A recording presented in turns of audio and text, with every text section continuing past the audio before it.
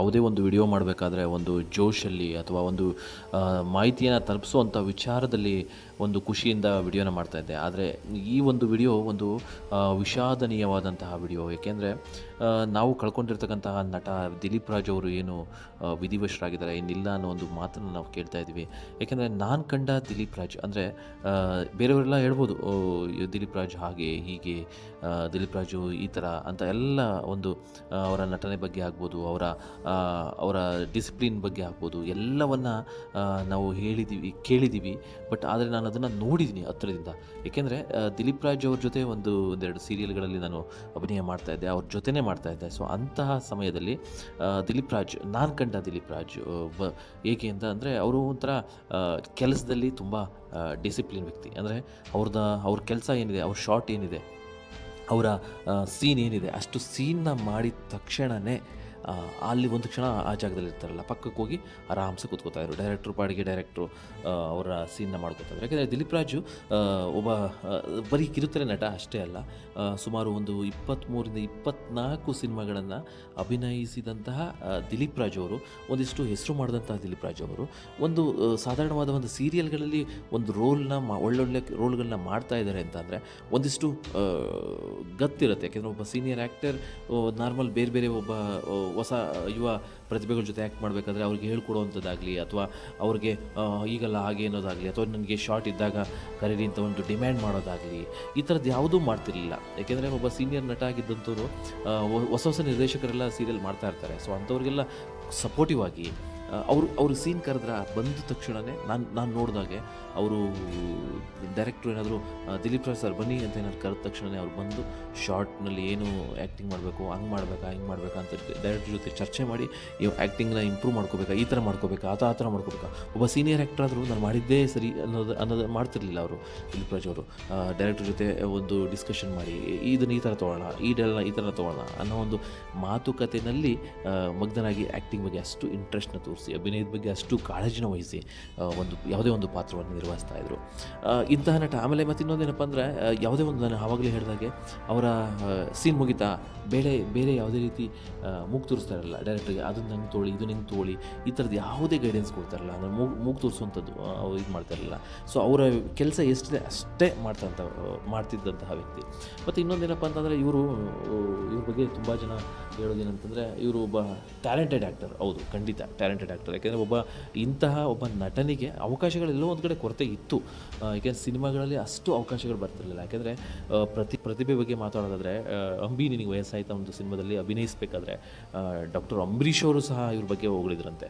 ಏಕೆಂದರೆ ಇವರು ಎಲ್ಲೋ ಒಂದು ಕಡೆ ನನಗೆ ನಟನೆಯಲ್ಲಿ ಅವಕಾಶಗಳು ಸ್ವಲ್ಪ ಕಡಿಮೆ ಇದೆ ಅಂತ ಎಲ್ಲೋ ಒಂದು ಕಡೆ ಅವಳು ಹೇಳ್ಕೊಂಡಾಗ, ನಿಮ್ಮಂಥ ಒಬ್ಬ ಟ್ಯಾಲೆಂಟೆಡ್ ನಟನಿಗೆ ಅವಕಾಶಗಳು ಕೊಡ್ತೀರಾ ಅಂತ ಎಲ್ಲೋ ಒಂದು ಕಡೆ ಅಂಬರೀಷ್ ಅವರು ಸಹ ಬೇಜಾರು ಮಾಡಿಕೊಂಡಿದ್ದು ಉಂಟಂತೆ. ಅಂತಹ ವ್ಯಕ್ತಿ ಸಿನಿಮಾದಲ್ಲಿ ಒಂದಿಷ್ಟು ಅವಕಾಶಗಳು ಕೊರತೆ ಆದರೂ ಸಹ ಕಿರುತೆರೆನಲ್ಲಿ ಜನಪ್ರಿಯರಾದಂಥ ನಟ. ಆಮೇಲೆ ಏಕೆಂದರೆ ಎಲ್ಲರ ಮನೆ ಮಾತಾದಂಥ ನಟ, ಪ್ರತಿಯೊಬ್ಬರಿಗೂ ಗೊತ್ತು ದಿಲೀಪ್ ರಾಜ್. ಎಲ್ಲೋ ಒಂದು ಕಡೆ ಈ ವಿಷಯ ತಿಳಿದ ತಕ್ಷಣ ಪ್ರತಿಯೊಬ್ಬ ಮಹಿಳೆಯರಾಗ್ಬೋದು, ಗೃಹಿಣಿಯರಾಗ್ಬೋದು, ಅಥವಾ ಸೀರಿಯಲ್ ನೋಡ್ತಕ್ಕಂಥವ್ರಾಗ್ಬೋದು, ಮಕ್ಕಳಾಗ್ಬೋದು, ಅಥವಾ ಯಂಗ್ಸ್ಟರ್ಸ್ಗಳಾಗ್ಬೋದು, ಹೌದಾ ಅನ್ನೋ ಒಂದು ಶಾಕಿಂಗ್ ವಿಷಯ ಅಂತ ಹೇಳ್ಬೋದು. ಏಕೆಂದರೆ ಈ ಥರ ವ್ಯಕ್ತಿ, ಏಕೆಂದರೆ ಈಗ ಸರ್ವೇ ಸಾಮಾನ್ಯವಾಗಿ ವಯಸ್ಸಾದಂಥವರು ಇನ್ನಿಲ್ಲ ಅನ್ನೋ ಒಂದು ಸುದ್ದಿನ ಕೇಳಿದಾಗ ಹೌದು, ಏಕೆ ಅವ್ರಿಗೂ ಏಜ್ ಆಗಿತ್ತು, ಓಕೆ ಅನ್ನೋ ಒಂದು ಮಾತನ್ನು ವ್ಯಕ್ತಪಡಿಸ್ತಾರೆ. ಬಟ್ ಇಂತಹ ಫಿಟ್ ಆ್ಯಂಡ್ ಫೈನ್ ಆಗಿದ್ದಂಥ ವ್ಯಕ್ತಿ, ಕರೆಕ್ಟಾಗಿ ಅವರ ಬಾಡಿನ ಎಷ್ಟು ನೀಟಾಗಿ ಇಟ್ಕೊಂಡಿದ್ರು ಅಂದರೆ, ಯಾವುದೇ ರೀತಿ ದಪ್ಪ ಇಲ್ದಂಗೆ, ಫ್ಯಾಟ್ ಇಲ್ದಂಗೆ, ಫಿಟ್ಟಾಗಿ ಎಕ್ಸಸೈಸ್ ಮಾಡಿಕೊಂಡು, ಜಿಮ್ ಮಾಡಿಕೊಂಡು, ಭಾಳ ಅಂದರೆ ಮೀಡಿಯಮ್ ಎತ್ತರದಲ್ಲಿದ್ದರೂ ಸಹ ಒಂದು ಹೈಟು ತುಂಬ ಇಲ್ಲ, ಅವರು ತುಂಬ ಇಲ್ಲದೇ ಒಂದು ಮೀಡಿಯಮ್ ಹೈಟು, ತುಂಬ ಕುಳ್ಳನೂ ಇಲ್ಲ, ಹೈಟು ಇಲ್ಲ, ಆ ಥರ ಒಂದು ವ್ಯಕ್ತಿ, ಮೀಡಿಯಮ್ ಸಾಧಾರಣವಾದಂತಹ ಎತ್ತರದಲ್ಲಿದ್ದಂಥ ವ್ಯಕ್ತಿ. ಸೊ ಈ ಥರ ವ್ಯಕ್ತಿ ಎದುರುಗಡೆ ಒಬ್ಬ ಕ್ಯಾರೆಕ್ಟ್ರು, ಒಬ್ಬ ಹೈಟ್ ಇರೋನೇ ಆಗಿರಲಿ, ಯಾರೇ ಆಗಿರಲಿ, ಅವರ ಎದುರುಗಡೆ ಇವರು ನಿಂತ್ಕೊಂಡು ಅಭಿನಯಿಸ್ತಾ ಇದ್ದರೆ ಅವರ ಎತ್ತರ, ಅವರ ದಪ್ಪ ಅದ್ರ ಮುಂದೆ ಏನೂ ಅಲ್ಲ, ಆ ಥರ ಒಂದು ಅಭಿನಯ ಮಾಡ್ತಾ ಇದ್ದಂತಹ ವ್ಯಕ್ತಿ ದಿಲೀಪ್ ರಾಜು. ಸೊ ಇಂತಹ ವ್ಯಕ್ತಿ ಇವತ್ತು ಇನ್ನಿಲ್ಲ ಅಂತ ಅಂದಾಗ ಪ್ರತಿಯೊಬ್ಬರಿಗೂ ಶಾಕು. ಎಸ್ಪೆಷಲಿ ನನಗೆ ಭಾಳ ಪರ್ಸ್ನಲಾಗಿ ಶಾಕ್ ಆಯಿತು. ಯಾಕೆಂದರೆ ಅವ್ರನ್ನ ಹತ್ತಿರದಿಂದ ನೋಡಿದ್ದೆ, ಅವ್ರ ಜೊತೆ ಮಾತಾಡಿದ್ದೆ. ಎಲ್ಲೋ ಒಂದು ಕಡೆ ಪ್ರೆಸ್ ಮೀಟಲ್ಲಿ ಸಿಕ್ಕಾಗ ಮಾತಾಡಿಸ್ತಾಯಿದ್ರು, ಹೇಗಿದ್ದೀರಾ ಮಧು ಅಂತ ಮಾತಾಡಿಸ್ತಾಯಿದ್ರು. ಮತ್ತು ಇನ್ನೊಂದು ಅವ್ರ ಬಗ್ಗೆ ಹೇಳಬೇಕು ಅಂತಂದರೆ ಯಾವ್ದಾದ್ರು ಒಂದು ಹೊಸ ಕಲಾವಿದರು ಅಥವಾ ಹೊಸ ಆರ್ಟಿಸ್ಟ್ಗಳು ನಾನು ಆ್ಯಕ್ಟ್ ಮಾಡಬೇಕು ಸರ್, ನನಗೆ ಅವಕಾಶ ಇದ್ದರೆ ಹೇಳಿ ಅಂತಂದರೆ ಎಲ್ಲರೂ ಒಂದು ಕಡೆ ಪರಿಚಯ ಆಗಿ ಅವ್ರ ನಂಬರ್ನ ತೊಗೊಂಡು ಮಾತಾಡ್ತಾ ಇದ್ದರೆ ಸಹ ಅವ್ರನ್ನ ಅಷ್ಟು ಚೆನ್ನಾಗಿ ಮಾತಾಡ್ತಾರೆ. ಯಾಕೆ ನಾನು ಪರಿಚಯ ಆಗಿದ್ದು ಹಾಗೇ, ನಾನು ಹೊಸದಾಗಿ ಅಭಿನಯ ಇನ್ನೂ ಮಾಡ್ತಾ ಇದ್ದಾಗಲೇ ನಾನು ಪರಿಚಯ ಆಗಿ ನಾನು ಎಲ್ಲೋ ಒಂದು ಕಡೆ ಫೋನ್ ಮಾಡಿದ್ರು ಪಾಪ ಹೇಳಿ ಮಧು ಅಂತ ಫೋನ್ ಮಾಡ್ತಾಯಿದ್ರು, ರೆಸ್ಪಾಂಡ್ ಮಾಡ್ತಾರೆ. ಯಾಕೆಂದರೆ ನಾನೆಲ್ಲ ಅವ್ರಿಗೆ ಹೊಸಬ್ರಾಗಿದ್ದರೂ ಸಹ ಅವ್ರು ಅಷ್ಟು ನೀಟಾಗಿ ಮಾತಾಡಿಸ್ತಾಯಿದ್ರು. ಅಂಥ ಒಬ್ಬ ಸದೃದಯಿ ಇರ್ತಕ್ಕಂಥ ವ್ಯಕ್ತಿ. ಎಷ್ಟೋ ಜನ ಅವಾಯ್ಡ್ ಮಾಡ್ತಾರೆ ಹೊಸಬ್ರಿಗೆ, ಸೊ ಅದನ್ನು ಅವರು ಅವಾಯ್ಡ್ ಮಾಡ್ದಂಗೆ ತುಂಬ ಅವ್ರನ್ನ ಯಾರು ಅದ್ಭುತವಾಗಿ ನೀಟಾಗಿ ಮಾತಾಡಿಸ್ರು ಅವ್ರಿಗೆ ಅಷ್ಟೇ ಪ್ರೀತಿಯಿಂದ ಮಾತಾಡ್ತಕ್ಕಂಥ ವ್ಯಕ್ತಿ. ಮತ್ತು ಇತ್ತೀಚೆಗೆ ಅವರು ಪ್ರೊಡಕ್ಷನ್ ಹೌಸು ಸ್ಟಾರ್ಟ್ ಮಾಡಿದರು. ಅವರ ಪತ್ನಿ ವಿದ್ಯಾ ಅವರು ಸಹ ತುಂಬ ಸಪೋರ್ಟಿವ್ ಆಗಿದ್ದರು. ಯಾಕೆಂದರೆ ವಿದ್ಯಾ ಅವ್ರ ಬಗ್ಗೆ ತುಂಬ ಸಲ ಹೇಳ್ತಾಯಿದ್ರು ಅವರು, ಎಲ್ಲೋ ಒಂದು ಕಡೆ ಸಂದರ್ಶನಗಳಲ್ಲೆಲ್ಲ ಹೇಳ್ತಾಯಿದ್ರು. ಏನಪ್ಪ ಅಂದರೆ ಅವರು ತುಂಬ ಬ್ರಿಲಿಯಂಟು. ಯಾಕೆಂದರೆ ಕಾರ್ಪೊರೇಟ್ ಸಂಸ್ಥೆಗಳಲ್ಲಿ HR ಆಗಿ ಕೆಲಸ ಮಾಡಿದಂಥ ವಿದ್ಯಾ ಅವರು ಇವ್ರಿಗೆ ಪ್ರೊಡಕ್ಷನ್ ಹೌಸ್ಗೆ ತುಂಬ ಒಂದು ಪ್ರೊಡಕ್ಷನ್ ಹೌಸ್ನ ಕಟ್ಟಿ ತುಂಬ ಸಪೋರ್ಟಿವ್ ಆಗಿ ನಡೆಸ್ಕೊಂಡು ಹೋಗ್ತಾಯಿದ್ರು. ಯಾಕೆಂದರೆ ಇವರೇ ದಿಲೀಪ್ ರಾಜ್ ಅವರೇ ಹೇಳ್ತಾಯಿದ್ರು, ನಾನು ಅಭಿನಯದಲ್ಲಿ ನಾನು ಮಾಡ್ಬೋದು, ಅದು ಬಿಟ್ಟರೆ ಈ ಬಿಸ್ನೆಸ್ಸು ಈ ಪ್ರೊಡಕ್ಷನ್ ಹೌಸ್ನ ತುಂಬ ಚೆನ್ನಾಗಿ ನಿರ್ವಹಿಸೋದು ನನ್ನ ಹೆಂಡತಿ ವಿದ್ಯಾನೇ, ನನಗೆ ಅಷ್ಟು ಟ್ಯಾಲೆಂಟ್ ಇಲ್ಲ ಅನ್ನೋ ಒಂದು ಮಾತನ್ನು ಸಹ ದಿಲೀಪ್ ರಾಜ್ ಹೇಳ್ತಾಯಿದ್ರು. ಅಷ್ಟು ಟ್ಯಾಲೆಂಟೆಡ್ ಧರ್ಮಪತ್ನಿ, ಸಪೋರ್ಟಿವು.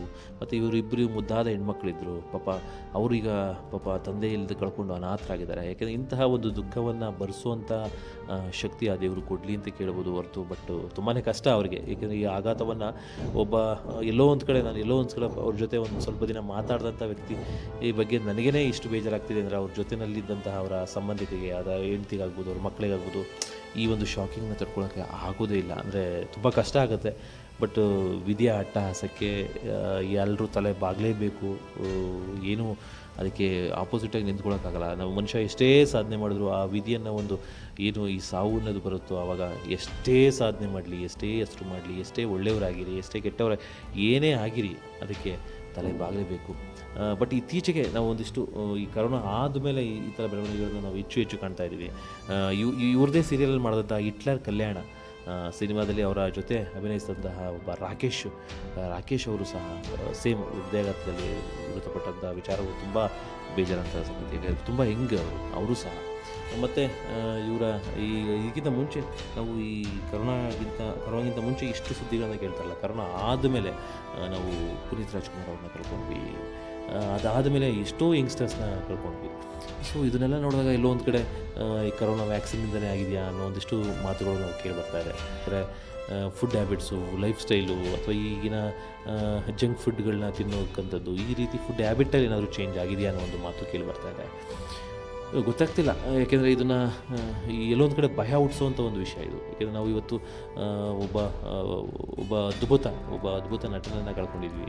ಅದರ ಜೊತೆಗೆ ಎಷ್ಟೋ ಯಂಗ್ಸ್ಟರ್ಸ್ಗಳಿಗೆ ಒಂದಿಷ್ಟು ಭಯವನ್ನು ಉಂಟು ಮಾಡುವಂಥ ಸುದ್ದಿ ಇದು. ಯಾಕೆಂದರೆ ನಾನು ಫಿಟ್ಟಾಗಿದ್ದೀನಿ, ಹಾಗಾದರೆ ನಮ್ಮದು ಲೈಫ್ ಯಾವಾಗ ಏನು ಕತೆ ಗೊತ್ತೇ ಇಲ್ವಾ, ಲೈಫ್ ಯಾವಾಗ ಅನ್ನೋದು ಏನೂ ಗೊತ್ತಿಲ್ವೋ, ಯಾವ ಕ್ಷಣ ಅನ್ನೋದು ಗೊತ್ತಿಲ್ವ. ಯಾಕೆಂದರೆ ಅವರು ನಾರ್ಮಲಾಗಿ ಬೆಳಗ್ಗೆ ಅವ್ರಿಗೆ ಈ ಹೃದಯಾಘಾತ ಆಗಿನ ಮುಂಚೆ ಯಾವುದೇ ರೀತಿ ಸೂಚನೆಗಳಿಲ್ಲ ಅಥವಾ ಯಾವುದಕ್ಕೆ ಹೃದಯಕ್ಕೆ ಸಂಬಂಧಂತಹ ಟ್ಯಾಬ್ಲೆಟ್ಸ್ಗಳನ್ನ ತೊಗೊತಾ ಇರಲಿಲ್ಲ.